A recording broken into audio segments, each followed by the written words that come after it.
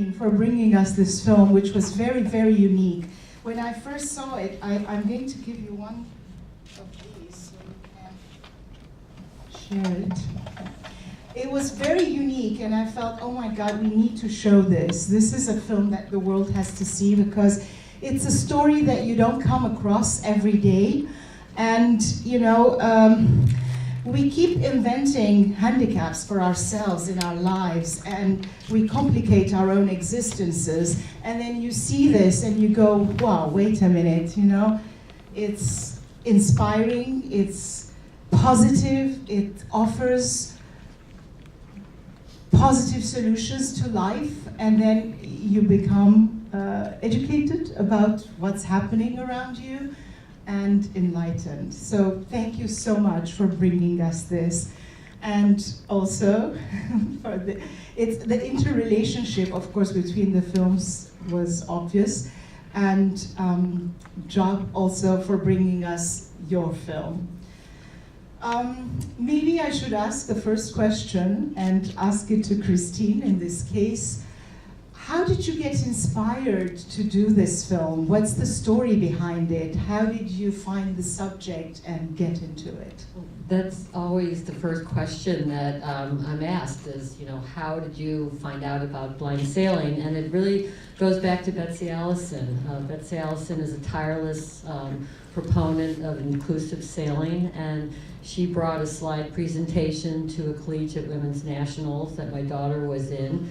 And she showed a slideshow of adaptive sailors, and I found that really inspiring. But when she said the word blind sailing, literally a light bulb went off in my head, and I just knew it was something I wanted to find out more about. And it took me on a very long journey, a wonderful journey. Yes, and also I'd like to ask the same question to Chao.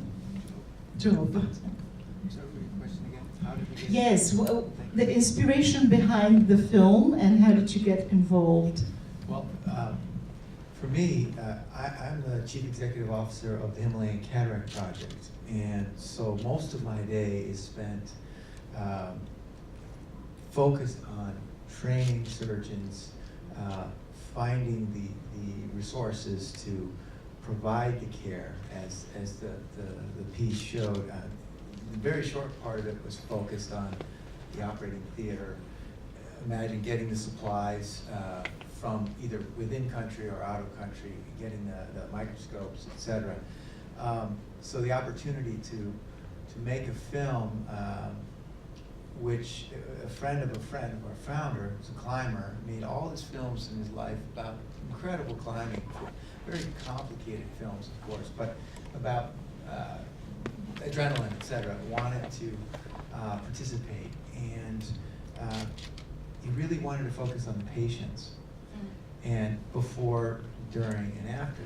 And this was about a 2-year process, and so that it came because of the motivation of one filmmaker. It's certainly not my job. I'm not a producer. This was a labor of love, and that's how it came to be. Yeah, it's very interesting that you point out to the inspiration being one person's inspiration, like also in the case of Christine's case. And that's basically what a story is, and that's what this festival is all about. We decided that this is a platform for filmmakers who decide to tell socially relevant stories with human interest in them and focus on these stories rather than be absorbed into the pressures of the commercial requirements of what's out there in the market. And we made a point as the Socially Relevant Film Festival to say that is what we want to promote. It's not easy, but of course nowadays even blockbusters have trouble getting people into theaters, let alone films that have social issues, but we're not giving up because we believe that sooner or later this is going to be the mainstream cinema. This is the type of films people are happy and willing and waiting to see, because I think we've had enough of the other kind, so. So maybe I will ask Christine how she decided who ended up in the film to tell the story. Were you filming like a lot of people and then narrowed it down?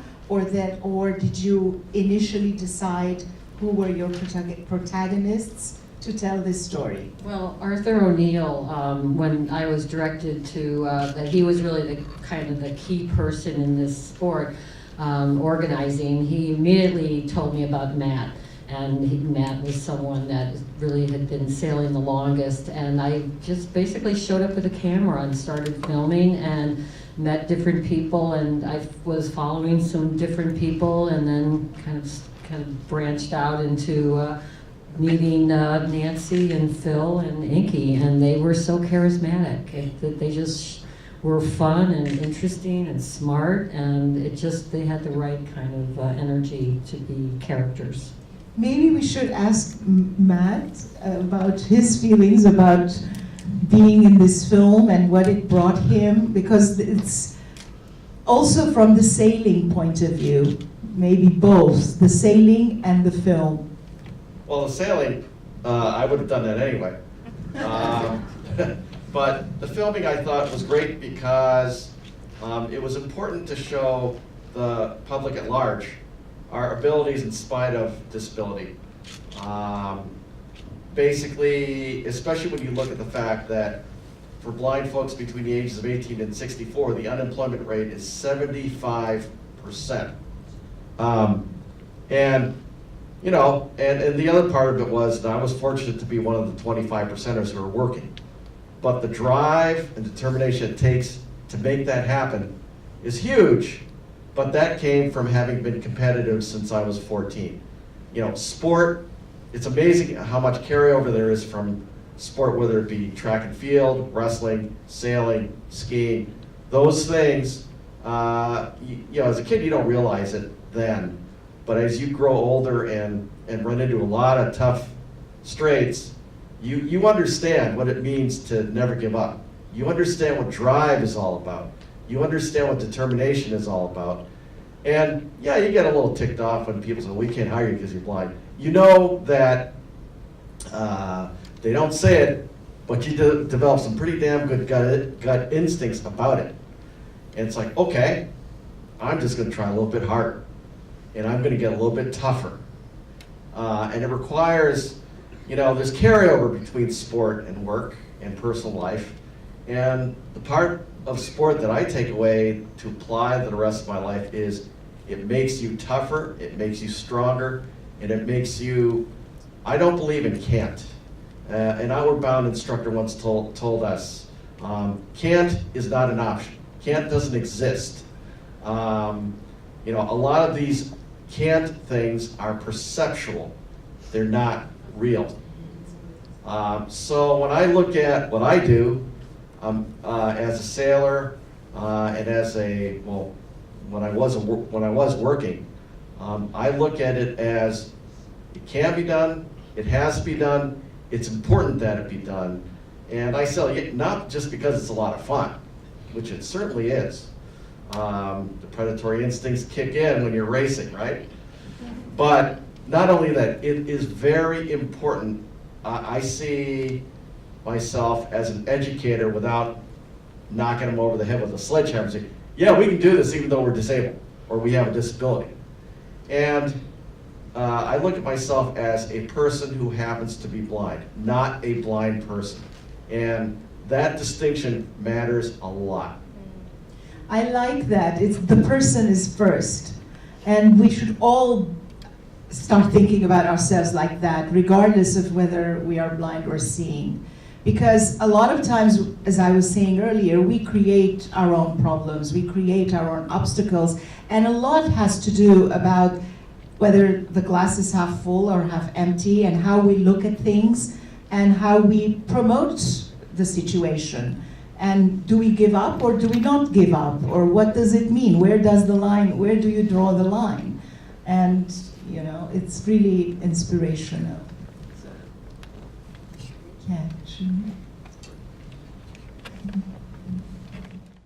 Your involvement and how you got involved with the project? Well, I edited the film, and Christine had told me this story about the sailors that she had met, and since I had raced in Chicago, of course, I was like, wow, tell me more.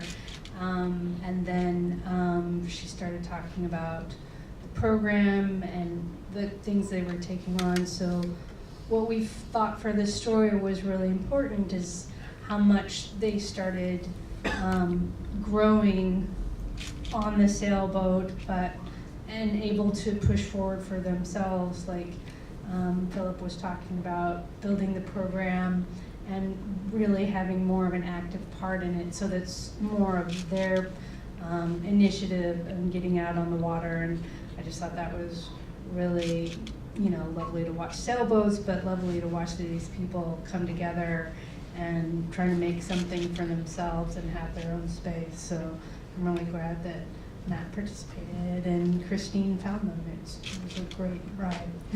Also, what struck me is the teamwork in the film, and it's another lesson for all of us, because it can't be done if there is no teamwork. So that's another wonderful thing, which brings me to a little parenthesis, and maybe this is a moment that I cannot thank enough the festival team. Team, thank you. Volunteers, thank you. From here till tomorrow morning, from here till eternity. Okay, maybe we'll open the floor for some questions from the audience. Yes, there is a question. I just love both films, and I think that these two films kind of epitomize your mission.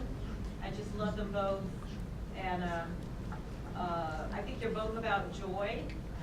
And the first film is a beautiful film. I want to know about. Obviously, they're joyful when they're doing that sound. That was so cool. Every time somebody got their sight, they would make that sound. Yeah, it's good that you're bringing that point up, because that is something that also struck my attention, that the joy that was brought to the people who gained their vision in the first one, and the joy of the people in the second one who are experiencing this sport. And I love the title. It's so beautiful and so creative. Sense the wind, because it's like the wind that you sense on your skin, on your face, and the direction that wind is taking you. That is the essence of this film. Well, when the title came, it just really came to me. It just was intuitive, and I remember talking to someone saying, "Look, don't get too connected to the title. Maybe it could be something else, or maybe it should be sensing the wind." And but it always just felt like that was the right. Well, speaking of titles, people always have ideas about titles. I get it all the time. They say, well, why don't you change the title of this festival? And I go, no. It is called SR, the Socially Relevant Film Festival, New York, and that's it. So, question. I wanted to just finish what I was saying. I wanted to ask Christine about the camera that you used and how you were able to be so. I saw that you used GoPro, but can you talk The question is about the camera that Christine used. I would say cameras. That's right. There was multiple formats, and which was a great fun challenge for Cheree and myself in the media managing. I started out shooting with an HDV camera, and I kind of just showed up on the dock and started filming.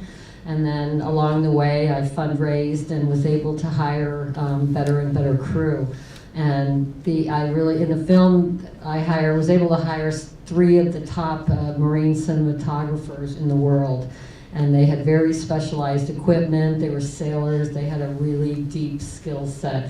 And then I found about the onboard cameras, a self-leveling mount that allowed to be able to get really incredible action shots, but have the horizon not be tilted every time the boat heeled. Yeah, it's because it's so fluid in a way. You do need so many cameras. You can't be just, it's not like... That was the challenge Cheree had, is that I forget how many, 100+ hours of footage. I mean, there was a lot of footage. And I'm glad you have no seasickness, so it would have been a problem. Anyone else? Questions? One more thing to say. Yes. Both music, all of the music in each film was totally for each film. Like in Sense of the Wind, it just moved it along. You never felt you were listening to the music. It completely supported what you were saying on the screen. And the other film, the first film, which I loved as well, the music just involved you with the people that were there. So thank you very much. I just wanted to let you know that the music that came from the Vision film was actually Teddy Afro is apparently one of the most famous Ethiopian troubadours, musicians. So the music, to get him, he's very famous, and we thought it would be very difficult, and sort of as you go, matching it up, and he was so gracious and said, absolutely, once he realized what we were trying to share. And if I might, I really thought, I think kudos to you for putting these two pieces together. I had no idea what to expect, and I think the two themes that emanated for me from your film, one was Inky talking about what he thought when he realized his sight was gone and would be forever, and the other was restorative effect. I'm sorry, I forgot the other woman's name. But Nancy. Nancy. When Nancy restored that one key piece, how it changed her life.